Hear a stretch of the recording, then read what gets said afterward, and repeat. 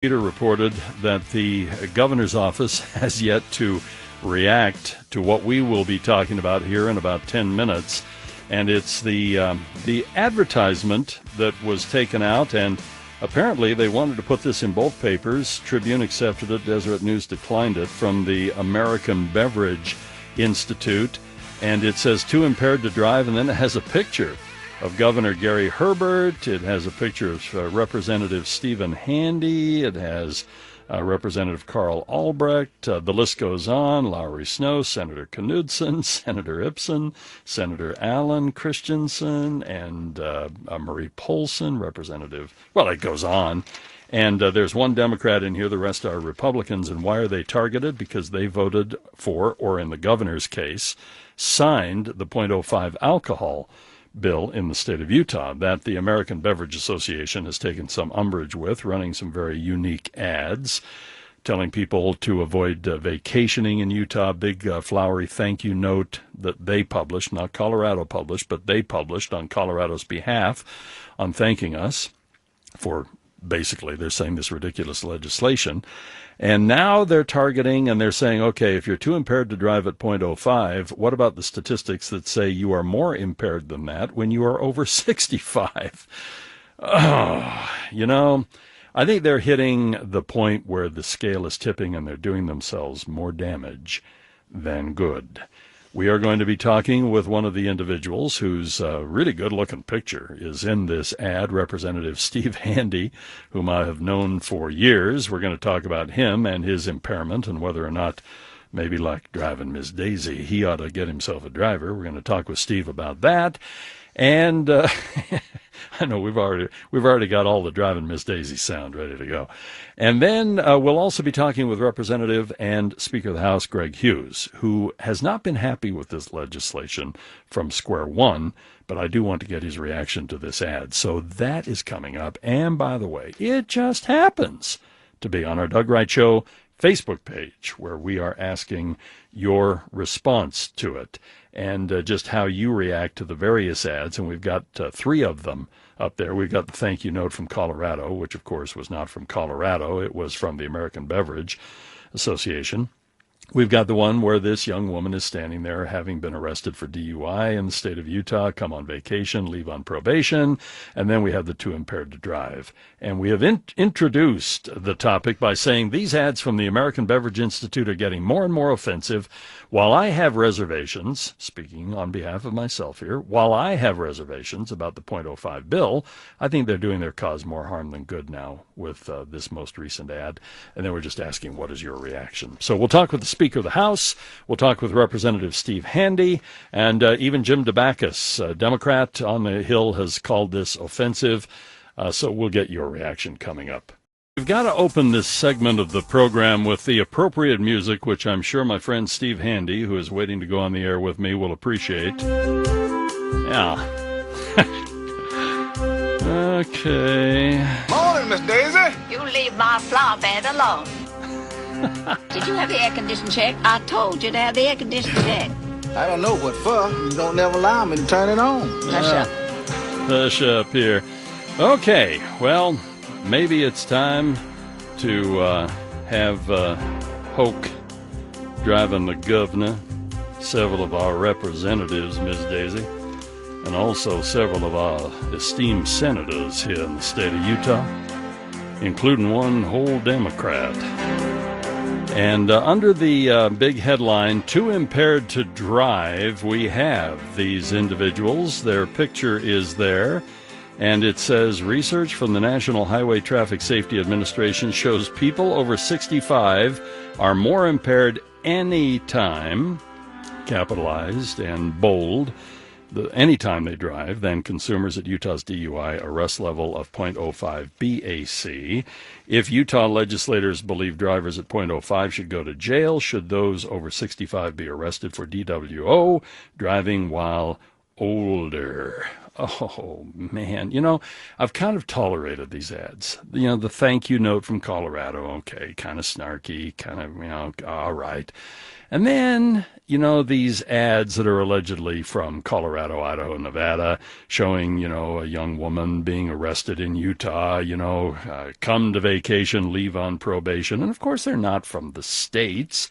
They are from the American Beverage Institute. But the one today, I don't know, for some reason, it just hit me as particularly offensive. I'm having a little fun with it, obviously, but holy cow. I think now we've certainly, if not before, reached the tipping point where the efforts of the American Beverage Association are counterproductive. I mentioned Steve Handy is on the line with us, and Steve, I can send a driver up for you if you feel you're too great a risk on our Utah highways. Yeah, you better give me a wide berth. Hey, listen, Doug, I only consented to this interview. I told your producer if you do it in your geezer voice. When you do that, it cracks me up. Well, I'll tell you what here, Stephen. I don't know if you and the governor and some of them other folks ought to be out there driving right now, much less on a hoss. Hey, listen, it is a really stupid initiative here.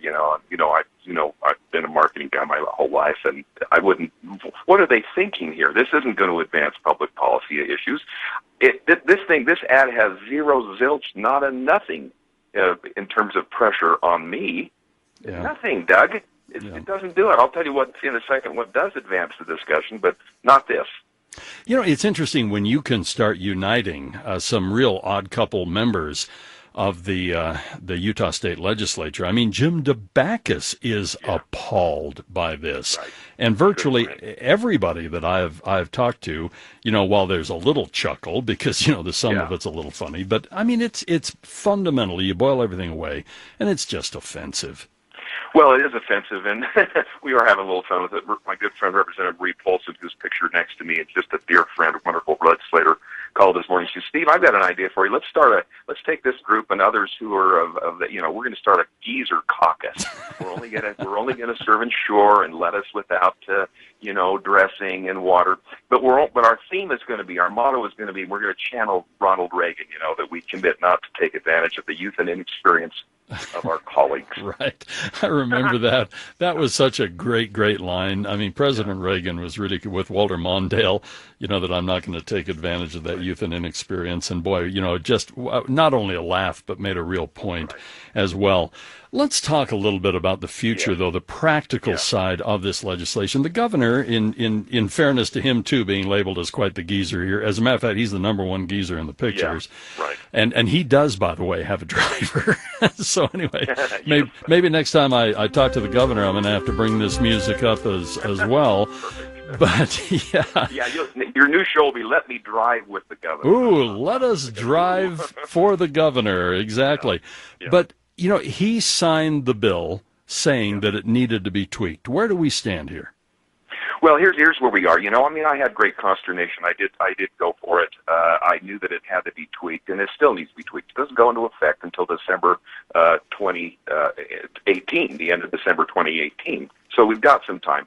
I think we're all waiting for the governor to call some special session and make some fixes here. And, maybe we ought to do an Obamacare repeal and replace or something. But let me just quickly give you some statistics here, that's the more serious side of this. So in 2016, there were 35 fatalities on Utah roads related to alcohol. 35. No one can accept that. No one can accept that, of course. Now, in this year, we're just getting, as of the end of June, 6 months, there have only been 2, way too many, but only 2. And the bill hasn't taken effect. Now, there's no data to prove what I'm going to say, but because the bill's not in effect, but are people who are drinking, and that's fine, that's their choice, are they saying, you know what, maybe I better get a driver, maybe I got to get Poke to drive me home? Has that perhaps reduced our alcohol fatalities so far this year? Don't know yet, but interesting. There are so many things that are legitimate fodder for discussion here. Modifications, the governor indicated tweaking would certainly be in order, but we were going to move forward with that much delayed date, and it will be interesting to see what happens. But boy, I'm looking at this list of folks, and some of not only dear friends, but some real respected names in our. Some of the finest people in the legislature, and I'm just honored to be there. And it's just stupid to do this. I mean, my 85-year-old mother-in-law, we had to take her license away, and my dad went that he's 90, so we did too. That's a different thing. Yeah, that's different. This is dumb. That'll be the soundbite. Steve Handy says, "This is dumb." I like that. Hey, Steve, thank you for joining us. Thank you, Doug. Good to have you here. And coming up next, speaking of driving Miss Daisy, the Speaker of the House here in the state of Utah, Speaker Greg Hughes. He and I quite often have these very candid, intimate, around the campfire, just between him and me conversations, and we're going to do that. Now, he's not a big fan of this legislation, so we'll get his take on the American Beverage Institute and their latest ad targeting the great state of Utah.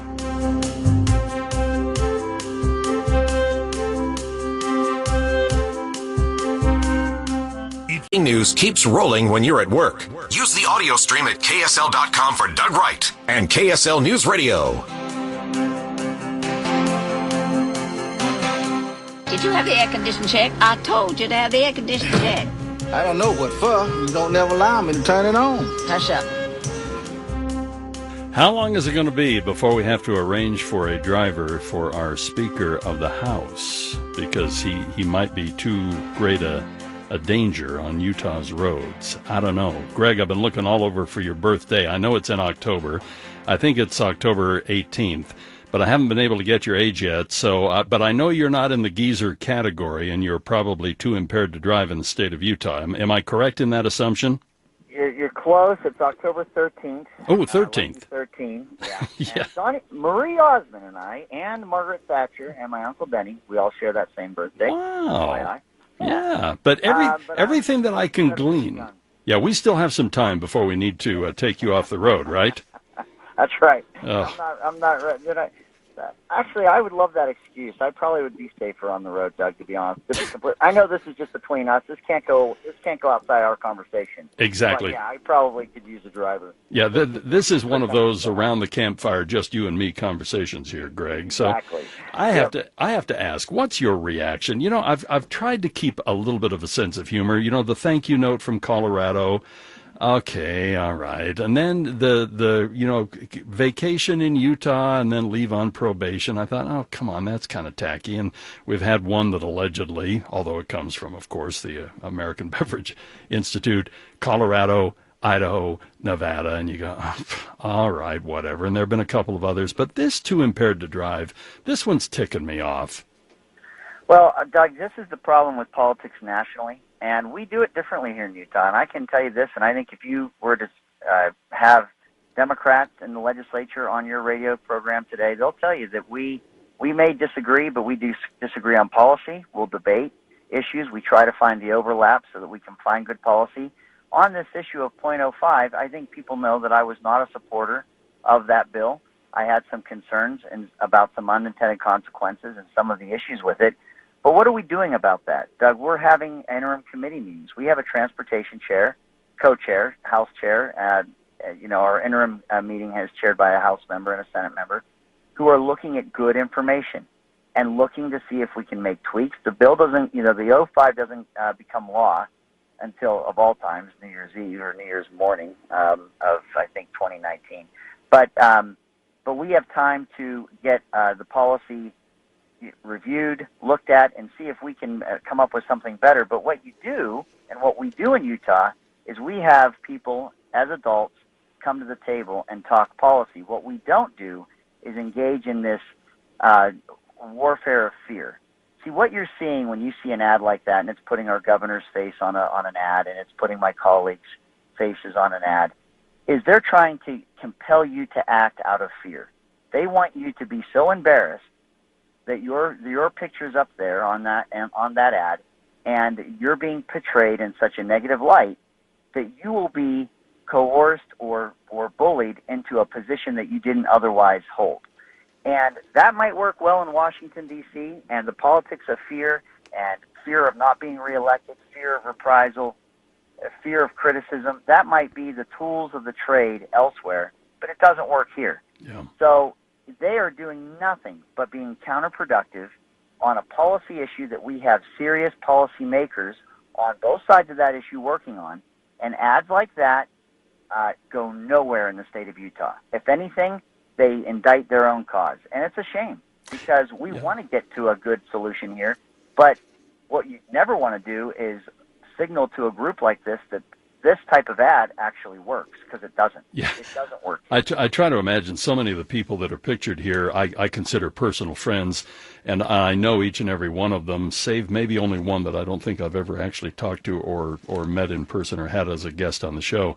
But I try to imagine this intimidating Senator Knudsen. I try to imagine this intimidating Senator Hilliard. I try to imagine, and we talked to Steve Handy a moment ago, I knew it wouldn't fly with him.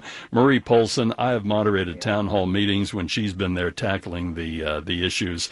You know, like you said, this ain't going to fly. And for the governor, I mean, the governor signed this with the caveat that he expected tweaks and modifications. And I absolutely believe that they will come.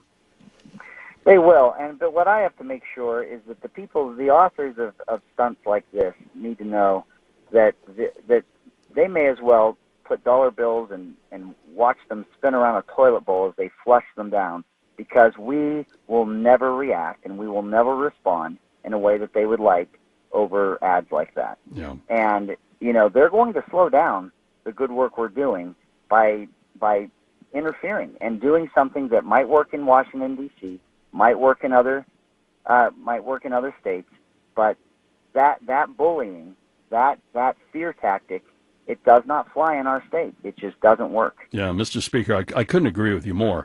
And I've seen this happen over and over with some who obviously, and I've even seen it in campaigns where outside groups, and they think that they're doing something that will be advantageous to the candidate that they obviously pursue, and it ends up doing more damage than good. And this case, at one point I kind of went, okay, that's kind of snarky and even kind of clever, and okay, you got my attention. Then the next ad kind of ticked me off a little bit more. Then the next ad ticked me off even more. And this ad has pushed me over the edge, because like you, I wasn't a particularly big fan of the .05. I felt too that it had some unintended consequences, is the term that you used and I've used in the past as well. But at the same time, this doesn't budge me one iota. And as you said, I think for some folks it may hinder and even have people dig their heels in. Yeah, it will. And it will slow down the work that's being done on the policy side of this, because of we don't want to look like we're responding to that type of. It's why you don't negotiate with terrorists. You don't negotiate with terrorists because when they employ fear and they get what they want, they'll do more of it. They'll attack more. They'll try to, spread fear at a faster pace because they think they're getting the results they want. Yep.